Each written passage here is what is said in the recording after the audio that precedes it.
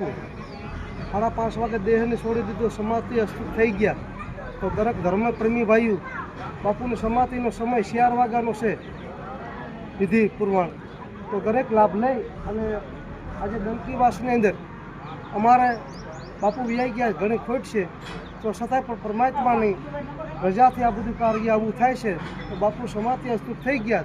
તો દરેક તો આ સાધુ સંતો મેળાવડો છે, દરેક સંતો બધાએ પધારેલ છે, દરેક સંતોની હાજરીમાં છે. બાપુ સમાધિ અસ્તિત્વ થઈ ગયા. તો આની માટે લાભ દેવા માટે દરેક ધર્મપ્રેમી ભાઈઓ દરેક પધારવા વિનંતી છે.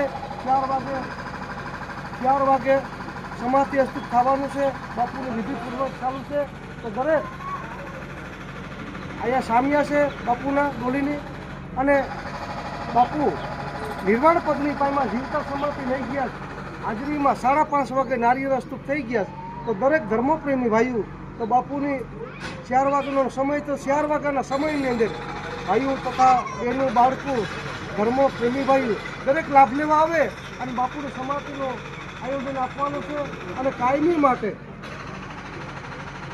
માટે આવા ધર્મગુરુ મહાપુરુષ હતા સંતો અમારા ડંકી વિસ્તારમાં, તો આવા સંતો વ્યાઈ ગયા. અમને અઘાટ લાગ્યું, છતાંય પણ ધર્મના કાર્યથી બાપુ ધર્મદાસ બાપુ આજે 5:30 વાગ્યાની હાજરીમાં તો બાપુ સમાધિ લઈ ગયા. દરેકને બોલાવી હાજરીમાં અવસાન પામ્યા.